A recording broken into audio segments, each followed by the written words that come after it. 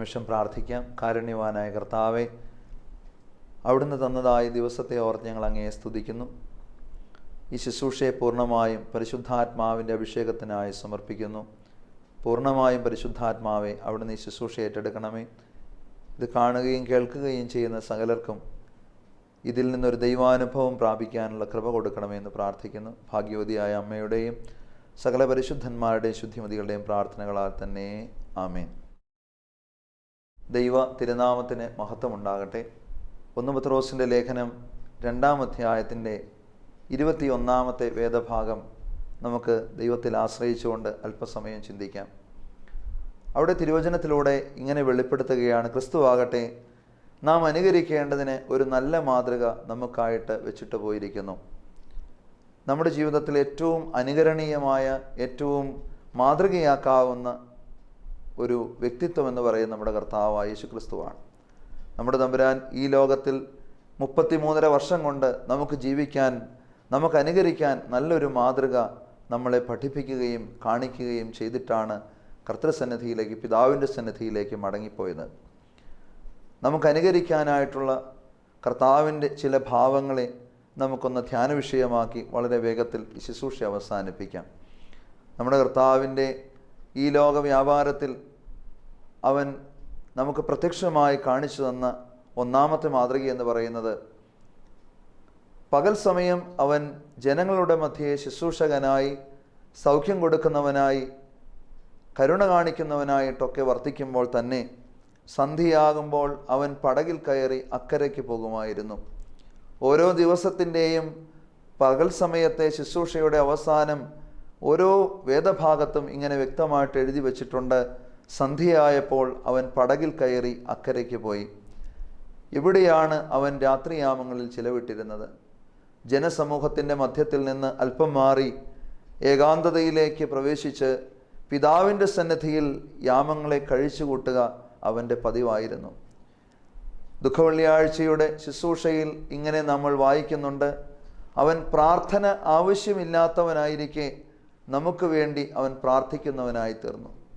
നമുക്കവൻ കാണിച്ചു തന്ന വലിയൊരു മാതൃകയാണ് പ്രാർത്ഥനയിലൂടെ ശക്തിയാർജിച്ച് ശുശ്രൂഷയിലേക്ക് പ്രവേശിക്കുക. ഈ ഭൂമിയിൽ വ്യക്തമായൊരു ദൗത്യവും ശുശ്രൂഷയും ഒരു വിളിയും നിയോഗവുമുള്ളവരാണ് നമ്മൾ ഓരോരുത്തരും. എന്നാൽ നമ്മുടെ ശുശ്രൂഷയിൽ, നമ്മുടെ നിയോഗത്തിൽ, ദൗത്യത്തിലൊക്കെ പലപ്പോഴും നമ്മൾ തളർന്നു പോകുന്നു. പലപ്പോഴും നമുക്ക് പരാജയ ഭീതി സംഭവിക്കുന്നു. പലപ്പോഴും എന്നെക്കൊണ്ട് ഈ ചുമടെടുക്കുവാൻ വയ്യ എന്ന് പലരും വിചാരിച്ച് ജീവിതം അവസാനിപ്പിക്കാൻ പോലും തുനിയുമ്പോൾ ഇവിടെ തിരുവചനം പറയുകയാണ്, നിന്റെ ശക്തി ആർജിക്കാൻ, നിന്റെ ശുശ്രൂഷ നിയോഗങ്ങളിലെ ശക്തി ആർജിക്കുവാൻ നിനക്ക് പ്രാർത്ഥന ആവശ്യമാണ്. പിതാവിൻ്റെ സന്നിധിയിലുള്ള മണിക്കൂറുകൾ നമുക്ക് ആവശ്യമാണെന്ന് പുത്രൻ തമ്പുരാൻ നമ്മളെ പഠിപ്പിക്കുകയാണ്. ഒരു കുടുംബസ്ഥരെ സംബന്ധിച്ച് പിതാക്കന്മാരിങ്ങനെ പറയുന്നു, 3 പ്രാർത്ഥനകൾ ഒരു കുടുംബസ്ഥർക്ക് ആവശ്യമായിട്ടുണ്ട്. ഒന്നാമത് കുടുംബ പ്രാർത്ഥനയാണ്. കുടുംബ പ്രാർത്ഥന ഇന്ന് പലപ്പോഴും നിന്നുപോയിരിക്കുകയാണ്.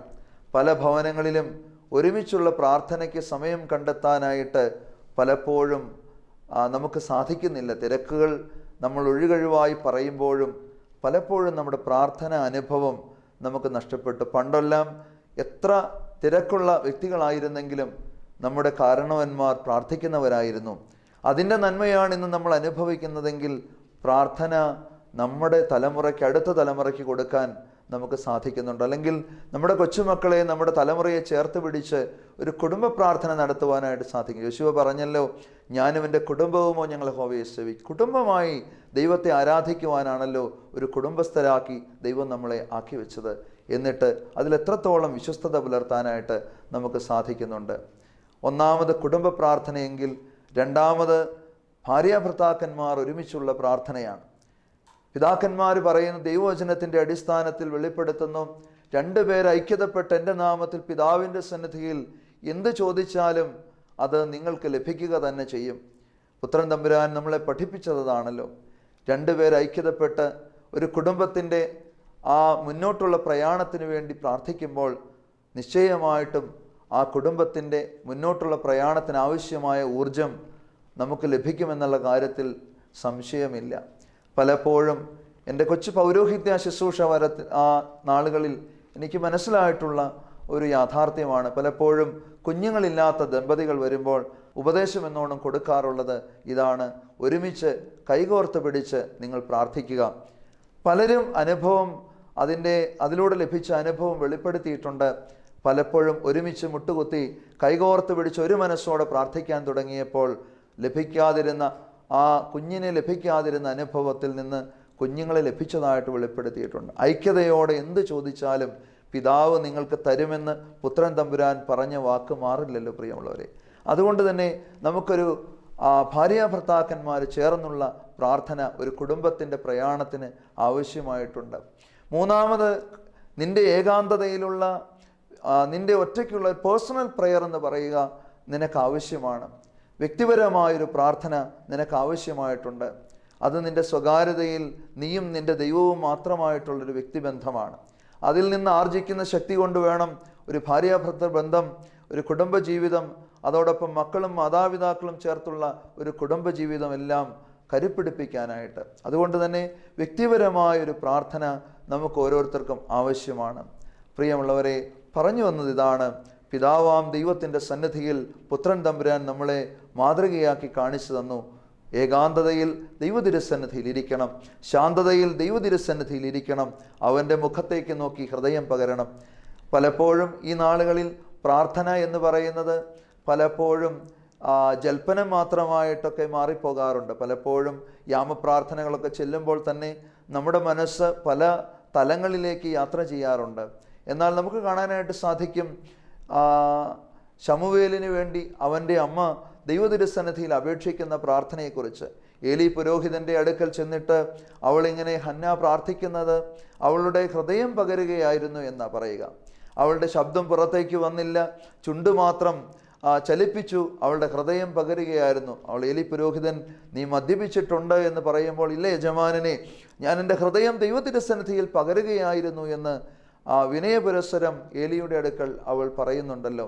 അപ്പോൾ ഹൃദയം പകരുന്നതാണ് പ്രാർത്ഥനയെങ്കിൽ നമുക്ക് ഈ നമസ്കാരങ്ങളൊക്കെ നടത്തുമ്പോൾ നമ്മുടെ ഹൃദയങ്ങളെ ദൈവതിരുസന്നിധിയിലേക്ക് ഉയർത്താൻ സാധിക്കുന്നുണ്ട്. പലപ്പോഴും ഹൃദയം പല തലങ്ങളിലൂടെ യാത്ര ചെയ്യുന്നത് കൊണ്ട് പലപ്പോഴും നമ്മുടെ പ്രാർത്ഥന ദൈവതിരുസന്നിധിയിൽ എത്തുന്നില്ല. പലപ്പോഴും മറ്റൊരു തലം ഇതിൻ്റെ പ്രാർത്ഥനയുടേതായിട്ട് നമ്മൾ കാണുന്നത് ഇങ്ങനെയാണ്: ഈ ഭൂമിയുമായിട്ട് ചേർത്ത് വെച്ച ചില ആവശ്യങ്ങളെ മാത്രം ദൈവതിരുസന്നിധിയിൽ സമർപ്പിക്കുന്നതാണ് പ്രാർത്ഥന എന്നുള്ള ഒരു തെറ്റിദ്ധാരണ ഈ കാലയളവിലൊക്കെ നമുക്ക് വന്നു ചേർന്നിട്ടുണ്ട്. പലപ്പോഴും ഈ നാളുകളിൽ നമ്മുടെയൊക്കെ മനസ്സിൽ രോഗം മാറാൻ, അതുപോലെ വീട് പണിയാൻ, അനുഗ്രഹങ്ങളെ ലഭിക്കാനൊക്കെ മാത്രമായി നമ്മുടെ പ്രാർത്ഥനകളെ നമ്മൾ ചുരുക്കിക്കളയാറുണ്ട്. അല്ലെങ്കിൽ മറ്റൊരു തലത്തിൽ പറഞ്ഞാൽ നമ്മുടെ സഹനങ്ങൾ മാറിപ്പോകാനായിട്ട് നമ്മൾ പലപ്പോഴും പ്രാർത്ഥിക്കാറുണ്ട്. ചില രോഗങ്ങളും ചില സഹനങ്ങളും ഒന്നും ഒരിക്കലും നമ്മുടെ ജീവിതത്തിൽ നിന്ന് മാറിപ്പോവുകയില്ല. എന്നാൽ ഇതിനെ കൊണ്ടു നടക്കാനുള്ള, അല്ലെങ്കിൽ ഈ സഹനങ്ങളെ നേരിടാനുള്ള ശക്തിക്ക് വേണ്ടി ദൈവതിരുസന്നിധിയിൽ യാചിച്ചിരുന്നെങ്കിൽ നമുക്ക് എത്ര എളുപ്പത്തിൽ ഈ സഹനങ്ങളിലൂടെ നമുക്ക് എളുപ്പമായിട്ട് യാത്ര ചെയ്യാനും ക്രിസ്തീയ ജീവിതം കരുപ്പിടിപ്പിക്കുവാനും സാധിക്കുമായിരുന്നു. അപ്പോൾ നമ്മൾ ദൈവതിരുസന്നിധിയിൽ, പിതാവാം ദൈവത്തിൻ്റെ തിരുസന്നിധിയിൽ കണ്ണുനീരോടെ പ്രാർത്ഥിക്കുന്ന, ഹൃദയം പകരുന്ന അനുഭവം പുത്രൻ തമ്പുരാനിലൂടെ നമ്മൾ പഠിക്കുകയാണ്. രണ്ടാമത് നമ്മൾ കാണുന്നുണ്ട്, നമ്മുടെ കർത്താവ് കടന്നു പോകുന്ന വഴികളിലെല്ലാം കാരുണ്യം വിതറിക്കൊണ്ട്, കാരുണ്യത്തിൻ്റെ നീർച്ചാൽ ഒഴുക്കിക്കൊണ്ടാണ് അവൻ യാത്ര ചെയ്തത്. നമ്മുടെ കർത്താവ് കടന്നുപോയ വഴികൾ മത്തായിയുടെ സുവിശേഷം 14-ാം അധ്യായത്തിൻ്റെ 14-ാമത്തെ വാക്യം ഇങ്ങനെ വെളിപ്പെടുത്തുകയാണ്: അവൻ രോഗികളെ കണ്ട് മനസ്സലിഞ്ഞു. മത്തായിയുടെ സുവിശേഷം 8-ാം അധ്യായത്തിൻ്റെ 16-ാം വാക്യവും ഇങ്ങനെ വെളിപ്പെടുത്തുകയാണ്: അവന് അവരോട് മനസ്സലിവ് തോന്നി. നമ്മൾ കാണുന്നുണ്ട്, അവൻ യാത്ര ചെയ്യുന്ന വഴിയിലിരുന്ന് കുരുടന്മാർ നിലവിളിക്കുന്നു, ദാവീദ് പുത്രാ യേശുവേ മനസ്സലിയണമേ. അവരുടെ നിലവിളിയെ നിർത്തുവാനായിട്ട് സ്ലീഹന്മാരും കൂടെയുള്ളവരും നിർബന്ധിക്കുമ്പോൾ നമ്മളിങ്ങനെ കാണുകയാണ്, അവൻ അവരോട് മനസ്സലിവ് തോന്നി, അവൻ അവിടെ നിന്നു എന്നാണ്. അപ്പോൾ കരഞ്ഞ് കണ്ണുനീരൊഴുക്കി ആരെല്ലാം ദൈവതിരുസന്നിധിയിൽ സമീപിച്ചിട്ടുണ്ടോ, ആരെല്ലാം അവൻ്റെ മുഖത്തേക്ക് നോക്കിയിട്ടുണ്ടോ, അവരോടെല്ലാം അവന് മനസ്സലിവ് തോന്നിയിട്ടുണ്ട്. യോഹന്നാൻ്റെ സുവിശേഷം 8-ാം അധ്യായത്തിൽ വ്യഭിചാരമധ്യത്തിൽ പിടിക്കപ്പെട്ടവളാണ്. ന്യായപ്രമാണ നിയമമനുസരിച്ച് നിശ്ചയമായിട്ടും കല്ലെറിഞ്ഞ് കൊല്ലപ്പെടേണ്ടവളാണ് അവൾ. എന്നാൽ അവളെ നോക്കി കർത്താവ് പറഞ്ഞു, മോളെ, ഞാനും നിന്നെ വിധിക്കുന്നില്ല, നീ പോയിക്കൊള്ളുക, ഇനിമേലാൽ പാപം ചെയ്യരുത്. അപ്പോൾ ആ വ്യഭിചാരമധ്യത്തിൽ പിടിക്കപ്പെട്ടവളോട് നീതിപൂർവമായ ഒരു വിധി പ്രസ്താവിക്കാതെ കരുണ കാണിച്ച് അവളെ മടക്കി അയക്കും നമ്മുടെ കർത്താവ്. സത്യത്തിൽ എൻ്റെ ബലഹീനതയെ ഓർത്ത് ഞാൻ പലപ്പോഴും ദൈവതിരുസന്നിധിയിൽ നിലവിളിക്കുമ്പോൾ ഞാൻ ഓർക്കാറുണ്ട്, ഒരിക്കൽ പോലും നമ്മുടെ കുറവുകളെ നോക്കിയിട്ട് നിന്നെ എനിക്ക് വേണ്ട എന്ന് തമ്പുരാൻ പറഞ്ഞിട്ടില്ല. പലപ്പോഴും നമ്മളെ അത്ഭുതപ്പെടുത്തുന്ന ഒരു വസ്തുതയാണ്. പലപ്പോഴും അത് കാണുമ്പോൾ സത്യത്തിൽ നമ്മളൊക്കെ വല്ലാണ്ട് അസ്വസ്ഥരാകാറുണ്ട്. കാരണം ദൈവമേ, ഇതുപോലെ സ്നേഹം തന്ന് വാരിക്കോരി തന്ന, വേണ്ട വ്യവസ്ഥയില്ലാതെ വേണ്ട എന്നെ പറയാതെ ചേർത്ത് പിടിക്കുന്ന അപ്പൻ്റെ സ്നേഹവും കരുണയും ഓർക്കുമ്പോൾ സത്യത്തിൽ അത് നമ്മളെ വല്ലാണ്ട് കരയിപ്പിക്കാറുണ്ട്. പ്രിയമുള്ളവരെ, പറഞ്ഞു വന്നത്, കാരുണ്യത്തിൻ്റെ വറ്റാത്ത ഉറവിടമായ നമ്മുടെ കർത്താവ് ഈ ഒരു മാതൃക നമ്മളിൽ നിന്ന് പ്രതീക്ഷിക്കുന്നുണ്ട്. ഈ സമൂഹ മധ്യത്തിൽ വർത്തിക്കുന്ന നമ്മൾ ഓരോരുത്തരും ഇതുപോലെ കരുണ മറ്റുള്ളവർക്ക് കൊടുക്കാൻ എത്രയോ കടപ്പെട്ടവരാണ്. അത് നമ്മുടെ ചുറ്റുപാടും നമ്മുടെ ജീവിത സാഹചര്യങ്ങളിൽ നമ്മൾ കണ്ടുമുട്ടുന്നവരോട് ഒരുപക്ഷെങ്കിൽ വീഴ്ചകളുള്ളവരായിരിക്കാം. കർത്താവ് വെളിപ്പെടുത്തുന്നുണ്ടല്ലോ, നിന്റെ സഹോദരൻ നിന്നോട് തെറ്റ് ചെയ്താൽ 70 വട്ടം 70 വട്ടം എന്ന് പറയുമ്പോൾ അനന്തമായ ക്ഷമയാണ് ദൈവം നമ്മളിലൂടെ പ്രതീക്ഷിക്കുക. എന്തുകൊണ്ട് നമുക്ക് കരുണ കൊടുക്കാൻ സാധിക്കുന്നില്ല? സഹജീവികളെ നോക്കി കരുണ കാണിക്കാൻ നമുക്ക് എന്തുകൊണ്ട് പറ്റുന്നില്ല? പ്രിയമുള്ളവരെ, ഇവിടെയാണ് കർത്താവിൻ്റെ മാതൃക നമ്മൾ പഠിക്കേണ്ടത്. ദൈവ തിരുസന്നിധിയിൽ ഇരുന്ന് യാചിച്ച് ഈ കരുണ കാണിക്കാനുള്ള ഒരു അഭിഷേകത്തിനായി, കരുണയ്ക്ക് മറ്റുള്ളവരോട് കരുണ കാണിക്കാനുള്ള ഒരു അഭിഷേകത്തിനായി നമ്മൾ പ്രാർത്ഥിക്കണം. മത്തായിയുടെ സുവിശേഷം 5-ാം അധ്യായത്തിൻ്റെ 7-ാമത്തെ വാക്യം ആ തിരുവചനം ഇങ്ങനെ വെളിപ്പെടുത്തുകയാണ്, കരുണയുള്ളവർ ഭാഗ്യവാന്മാർ, അവരുടെ മേൽ കരുണയുണ്ടാകും. അപ്പോൾ കരുണ പ്രാപിച്ചവർക്ക് മാത്രമേ കരുണ കൊടുക്കാനായിട്ട് സാധിക്കത്തുള്ളൂ. ദൈവ തിരുസന്നിധിയിൽ നിന്ന് കാരുണ്യം സ്വീകരിച്ചവർക്ക് മറ്റുള്ളവരോട് കരുണ കാണിക്കാതിരിക്കാൻ സാധിക്കുകയില്ല. നമുക്ക് കരുണ കാണിക്കാൻ ഇന്ന് പറ്റുന്നില്ലെങ്കിൽ അതിൻ്റെ അർത്ഥം നമ്മൾ ദൈവ തിരുസന്നിധിയിൽ നിന്ന് പൂർണ്ണ കാരുണ്യം സ്വീകരിച്ചിട്ടില്ല എന്നാണ്. നമുക്കറിയാം, ആ വിഭിചാരത്തിൽ പഠിക്കപ്പെട്ടവൾ ശമോന്റെ ഭവനത്തിൽ വന്ന് അവൻ്റെ കാല് കഴുകുന്നുണ്ടല്ലോ. മറിയം മഗ്ദലേത്ത അവൻ്റെ കാല് കഴുകി, അവൾ കണ്ണുനീരോടെ കഴുകിയിട്ട് മുടി കൊണ്ട് തുവർത്തി അവൾ തൈലം പൂശുമ്പോൾ ശമോൻ ഇങ്ങനെ ചിന്തിക്കുകയാണ്, ഇവൾ എങ്ങനെ വഴിപിഴച്ചവളെന്ന് അറിഞ്ഞിരുന്നെങ്കിൽ, ഇവൾ ഏത് തലത്തിലുള്ളവളെന്ന് ഇവൻ അറിഞ്ഞിരുന്നെങ്കിൽ ഇവനെ തൊടുവാൻ ഇവൻ സമ്മതിക്കുകയില്ലായിരുന്നു. കർത്താവ് അവിടെ ഒരു ഉപമയിലൂടെ അവന് വെളിപ്പെടുത്തുക. എന്നിട്ട് അവസാനം പറയുന്നു, അവളുടെ ഏറിയ പാപങ്ങൾ ക്ഷമിക്കപ്പെട്ടതുകൊണ്ട് അവൾ ഏറെ സ്നേഹിച്ചു. പ്രിയമുള്ളവരെ, നമുക്ക് ഈ കരുണ കിട്ടിയെങ്കിൽ മാത്രമേ കരുണ മറ്റുള്ളവർക്ക് കൊടുക്കാനായിട്ട് സാധിക്കത്തുള്ളൂ. നമുക്ക് ദൈവ തിരുസന്നിധിയിൽ ആ ശക്തി ആർജിച്ചുകൊണ്ട് സഹജീവികളോട് കരുണ കാണിക്കാനായിട്ട് പരിശ്രമിക്കാം. നമ്മുടെ ഭവനത്തിൽ തന്നെയുള്ളവരോട്, നമ്മുടെ അയൽവക്കംകാരോട്, സഹോദരങ്ങളോട്, നമ്മുടെ പുരോഹിത ജനത്തോട്, നമ്മുടെ ചുറ്റുപാടുമുള്ളവരോട്, വീഴ്ച പറ്റിയവരോട്, അല്ലെങ്കിൽ ഈ കാലയളവിൽ പ്രത്യേകിച്ച് പരീക്ഷയുടെ റിസൾട്ടൊക്കെ വന്നിരിക്കുന്ന കാലമാണ്. പലപ്പോഴും വിജയത്തിൻ്റെ പടവുകൾ ചവിട്ടിക്കയറുന്ന മിടുക്കന്മാരെയും മിടുക്കികളെയും ഒരുപാട് ആദരിക്കുകയും ബഹുമാനിക്കുകയും ചെയ്യുന്ന ദിവസങ്ങൾ വേണ്ടെന്നല്ല പറയുന്നത്. എന്നാൽ അതോടൊപ്പം തന്നെ പിറകോട്ട് പോയ അല്ലെങ്കിൽ പഠന വൈകല്യമുള്ള ഓടിയെത്താൻ സാധിക്കാതിരുന്നവരെ ഒന്ന് ചേർത്ത് പിടിക്കാൻ നമുക്ക് കഴിഞ്ഞിരുന്നെങ്കിൽ അവരെ നോക്കി സാരമില്ല, നിനക്ക് പറ്റും, നീ അല്പം കൂടെ പരിശ്രമിച്ചാൽ, ഒന്നുകൂടെ പ്രാർത്ഥിച്ചാൽ, അല്പം കൂടെ അതിനുവേണ്ടി അധ്വാനിച്ചാൽ നിന്നെക്കൊണ്ട് അത് സാധിക്കുമെന്നൊന്ന് ചേർത്ത് പിടിച്ച് പറഞ്ഞിരുന്നെങ്കിൽ പിറകിലുള്ളവർക്ക് ഒന്നാമതെത്താൻ കഴിഞ്ഞില്ലെങ്കിൽ പോലും അല്പം കൂടെ മുന്നോട്ട് കുതിക്കാനായിട്ട് സാധിക്കുമായിരുന്നു. പക്ഷെ നമുക്ക് ഒരിക്കലും ഈ കരുണയുടെ മനസ്സ് സഹജീവികളോട് കാണിക്കാൻ സാധിക്കുന്നില്ല. മൂന്നാമത്, നമ്മൾ യാത്ര ചെയ്യുമ്പോൾ കാണുന്നു, അവൻ പോയ വഴികളിലെല്ലാം സൗഖ്യമുണ്ടായിരുന്നു. കർത്താവ് കടന്നുപോയ വഴികളിലെല്ലാം സൗഖ്യം കൊടുത്തിരുന്നു. അത് രോഗങ്ങളിൽ നിന്നുള്ള, പ്രതിസന്ധികളിൽ നിന്നുള്ള സൗഖ്യമായിരുന്നെങ്കിൽ നമുക്ക് നമ്മുടെ സഹജീവികളോട്, നമ്മുടെ ഭവനങ്ങളിലുള്ളവരോടൊക്കെ ഒരു ആന്തരിക സൗഖ്യത്തിന് വേണ്ടി ഒരു ആശ്വാസവാക്ക് പറയാൻ സാധിച്ചിട്ടുണ്ട്. പലപ്പോഴും ഈ കാലയളവിൽ മുറിവേറ്റ ഹൃദയങ്ങളുമായി ഭവനത്തിൻ്റെ അകത്തളങ്ങളിൽ കഴിയുന്ന ഒത്തിരി വ്യക്തികളുണ്ട്. പലപ്പോഴും ചില വ്യക്തികളെയൊക്കെ കണ്ടുമുട്ടുമ്പോൾ ഒന്ന് പ്രാർത്ഥിക്കാൻ പറഞ്ഞ് അവരെ സമീപിക്കുമ്പോൾ, അവരെ ചേർത്ത് പിടിച്ചൊന്ന് പ്രാർത്ഥിക്കുമ്പോൾ അവർ പലപ്പോഴും വാവിട്ട് കരയുന്നത് കണ്ടിട്ടുണ്ട്. അവരോട് പിന്നീടൊന്ന് ചോദിച്ചാൽ എന്താണ് സങ്കടമെന്ന് ചോദിച്ചാൽ അവർ പറയും, ഞാൻ മക്കൾക്ക് വേണ്ടി ഒരു കാലത്ത് ഒത്തിരി അധ്വാനിച്ചതാണ്, ഒരു കാലത്ത് മക്കൾക്ക് വേണ്ടി ജീവിതത്തിലെ എല്ലാം നഷ്ടപ്പെടുത്തിയതാണ്, എൻ്റെ ഭർത്താവ് മരിച്ചിട്ടും ഞാൻ ജീവിതം വേണ്ടെന്ന് വെച്ച് എൻ്റെ കുഞ്ഞുങ്ങളെ ചേർത്ത് പിടിച്ച് അവർക്ക് വേണ്ടി അധ്വാനിച്ചതാണ്. എന്നിട്ട് ഈ നാളുകളിൽ എൻ്റെ ബലം ക്ഷയിച്ചപ്പോൾ എന്നെ അവർക്ക് വേണ്ടാതായിരിക്കുന്നു. എൻ്റെ ജീവിതത്തിൽ ഒരിക്കൽ പോലും എൻ്റെ സങ്കടങ്ങളെ ചേർത്ത് പിടിച്ച് എന്തെന്ന് അന്വേഷിക്കാൻ എൻ്റെ മക്കൾക്കാകുന്നില്ല. പലരുടെയും സങ്കടമാണ്.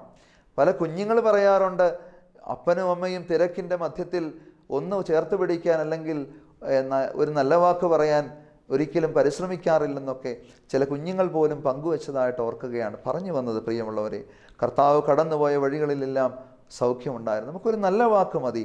സാരമില്ല എന്ന് പറയാൻ, ഞാൻ പ്രാർത്ഥിക്കാമെന്ന് പറയാൻ അല്ല, നമുക്ക് ദൈവതിരുസന്നിധിയിൽ ഒന്ന് മുട്ടുമടക്കാം, ദൈവം നമ്മളോട് കരുണ കാണിക്കുന്നതിനോട് ഉപേക്ഷിക്കുകയല്ല, ദൈവം നമ്മളെ സൗഖ്യപ്പെടുത്തുമെന്ന് പറയാൻ, അല്ലെങ്കിൽ മാതാപിതാക്കളെ അവരുടെ ആവശ്യങ്ങളും അവരുടെ സങ്കടങ്ങളും എന്താണെന്ന് ചോദിക്കാൻ. അല്ലെങ്കിൽ സത്യത്തിൽ പലപ്പോഴും ഇങ്ങനെ ചിന്തിച്ചിട്ടുണ്ട്, ഒരു ഭവനവും ജീവിതവും ചാർച്ചക്കാരെ എല്ലാം ഉപേക്ഷിച്ച്, ഒരു പക്ഷേ ഉൽപ്പത്തി പുസ്തകം 12-ാം അധ്യായം വായിക്കുമ്പോൾ നമ്മളിങ്ങനെ ധ്യാനിക്കാറുണ്ട്, അഡ്രസ്സ് പോലും കളഞ്ഞാണ് ഒരു സ്ത്രീയെ നമ്മുടെ എല്ലാം ജീവിതത്തിലേക്ക് കടന്നു വരുന്നത്.